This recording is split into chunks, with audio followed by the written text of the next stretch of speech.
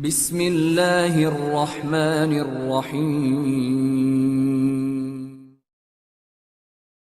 Pertama pertanyaan saya, sebelum kita bahas hadisnya, dibaca sebelum buka atau setelah buka? Yang setelah buka angkat tangan. Yang sebelum buka angkat tangan. Yang enggak buka juga angkat tangan. Banyak tidak jelas ini. Baik. Abu Dawud nomor hadis 2357. Antum saat berpuasa selesai di waktu maghrib kan berdoa ya? Apa doanya? Ya? Dhahaba dhama'u, kemudian wabtallatil araqu wa thabatal ajru. Ini ada di sini sumbernya. Di hadis yang Anda bacakan, doa yang barusan Anda bacakan itu sahih ya, ala syarti syahihain ya. Jadi sudah sesuai dengan syarat Al-Bukhari dan Muslim, walaupun tercantum di Abu Dawud, tapi syaratnya sesuai dengan syarat Al-Bukhari dan Muslim. Itu di Abu Dawud nomor hadis 2357. Saya tuliskan doanya ya, dari Ibnu Umar.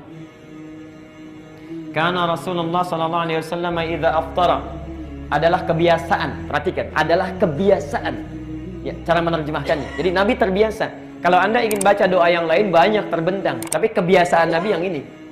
Karena Rasulullah SAW adalah kebiasaan Rasulullah SAW. Idza aftara, bila beliau akan buka, ya, beliau berdoa. Dhahabadh dhama'u, saat beliau buka, beliau berdoa. Dhahabadh dhama'u. Kemudian wabtallatil uruq. Wabtallatil uruq.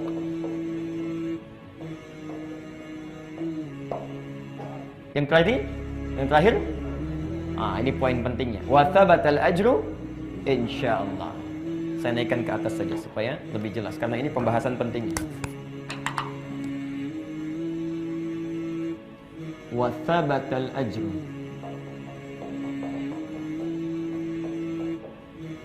Mohon bersabar sebentar ya, ini sesuatu yang sering terlupakan.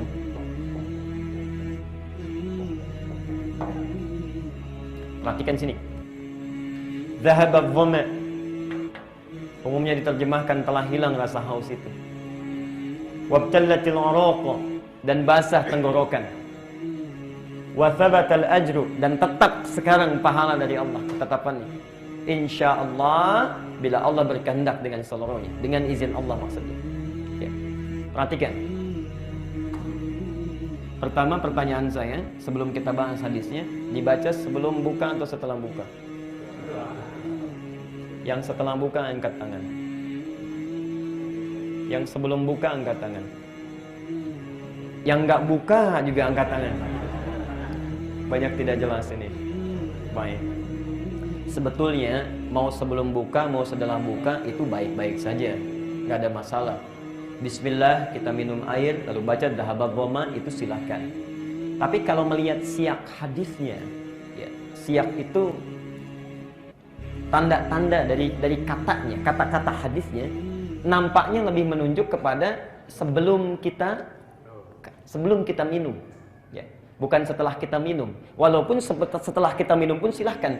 Biasanya yang setelah minum itu menerjemahkannya begini, dhahabadh dhama', telah hilang haus. Kalau telah hilang haus kan minum dulu, ya kan? Minum dulu baru hilang hausnya. Itu kalau dibaca dengan terjemahan biasa. Tapi kalau dibaca dengan terjemahan ilmu balaghah akan lain maknanya. Lihatnya. Anda kalau belajar bahasa Arab enak, ada 4 cabang ilmu ya. Nanti setelah ini kalau ditanya saya jawab. Kalau enggak tidak. Lihat sini. Lihat hadisnya dulu ya. Karena Rasulullah sallallahu alaihi wasallam idza aftara. Ini yang jarang dibaca awalnya. Idza aftara. Apabila beliau berbuka. Di dalam rumus bahasa Arab kalau ada kata idza bersambung dengan past tense bentuknya, itu maknanya present, akan. Maknanya akan. Contoh, idza jaa nasrullah, apabila akan tiba pertolongan Allah. Diterjemahkan telah datang pertolongan Allah. Saat itu datang belum? Belum, karena yang dimaksud adalah Fathu Makkah. Saat itu belum terjadi. Maksudnya akan datang, tapi pasti.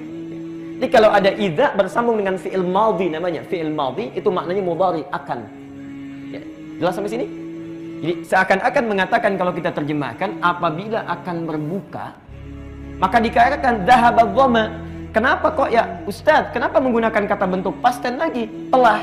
Kenapa tidak mudhari aja akan misalnya? Ya, akan. Bapak Ibu sekalian, ini menggambarkan makna kiasan yang sangat dalam. Perhatikan. Bukankah orang puasa jangankan minum, dengar adzan saja sudah hilang hausnya? Allahu akbar, hilang haus itu. Dhahaba dhamma. Karena itu ada hadis lain. Perhatikan tafsir hadis yang kedua. Farhatani, dua kebahagiaan dimiliki oleh orang puasa. Farhatun, yang pertama saat dia berbuka, saking bahagianya lupa dengan hausnya.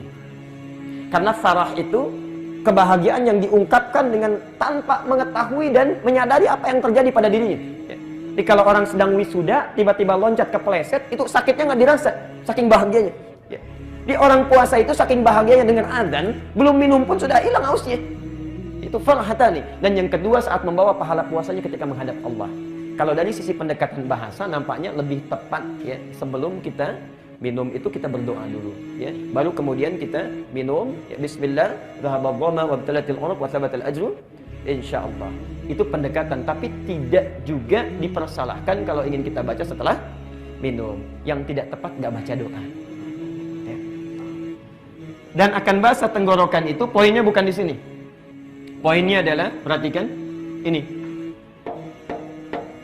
Wa thabatal ajr, dan sekarang ditetapkan pahalanya insyaallah dengan kehendak Allah. Perhatikan.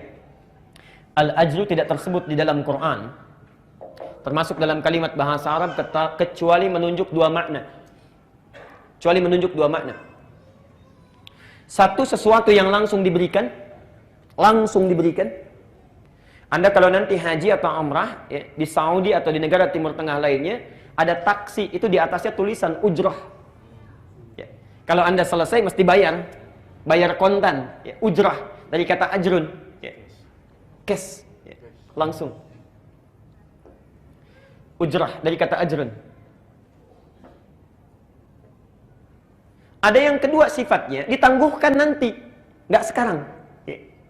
Jadi ketika Allah kemudian menyampaikan melalui lisan Nabi SAW hadis ini, wa thabatal ajru, sekarang akan diberikan sesuatu yang ditetapkan itu. Masya Allah Bapak Ibu sekalian, kalimat ini menunjukkan dua makna. Ada yang akan diberikan langsung oleh Allah saat kita buka itu, dan ada sesuatu yang ditunda nanti yang lebih besar lagi. Yang diberikan saat kita buka itu, itulah panjar dunia.